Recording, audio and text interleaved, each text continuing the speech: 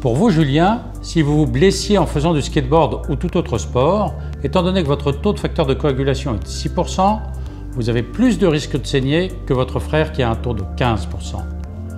Pour vous, Delphine, en revanche, comme vous avez 35%, vous avez moins de risque que Julien et son frère. Plus votre taux de facteur de coagulation est élevé, moins vous avez de risque de saignement. Est-ce clair? Oui, c'est clair pour moi.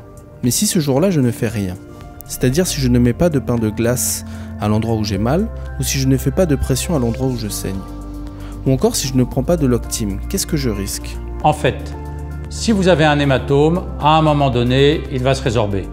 Si c'est une hémarthrose, donc que ça saigne dans votre articulation, le risque de récidive et de répétition est plus important. Et surtout, à terme, avec des saignements qui se répètent, l'articulation peut se dégrader et devenir moins mobile. Ce que vous devez retenir, c'est qu'il faut traiter le plus rapidement possible quand ça saigne dans une articulation. Et au moindre doute, appelez votre centre de traitement. Mais moi, qu'est-ce que je risque avec des règles qui durent 8 jours? Si vos règles sont trop abondantes ou durent trop longtemps, vous êtes exposé à un risque d'anémie et vous aurez peut-être besoin d'un supplément en fer. C'est particulièrement vrai chez les jeunes filles au moment de leurs premières règles, car même sans être conductrice à taux bas, toutes les premières règles sont particulièrement abondantes. Elles le seront d'autant plus pour toute jeune fille conductrice à taux bas.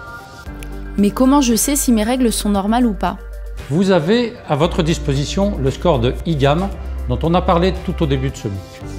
C'est un bon outil pour évaluer les pertes sanguines avec le professionnel de santé qui vous suit.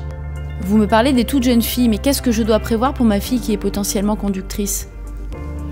Tout d'abord, il faudra contrôler son taux de facteur 9 pour savoir si elle est, oui ou non, exposée à un risque hémorragique spécifique. Ensuite, elle devra être suivie, comme vous, par un gynécologue qui connaît la maladie ou se mettra en rapport avec les professionnels du centre de traitement. Généralement, chez les toutes jeunes filles, on prescrit de l'hexacil, efficace en l'occurrence sur la muqueuse utérine, et si c'est insuffisant, on pourra prescrire la pilule pour réduire l'importance des règles. Je voudrais un second enfant, je sais qu'il faut que je sois suivie pendant ma grossesse, mais pendant l'accouchement, est-ce que mon bébé ou moi risquons quelque chose? Effectivement, il faut être suivi pour préparer l'accouchement, autant pour les risques spécifiques du bébé que de la maman. Après l'accouchement, il y a des risques hémorragiques pour la mère qu'il faut suivre avec attention pendant plusieurs semaines et les traiter si besoin.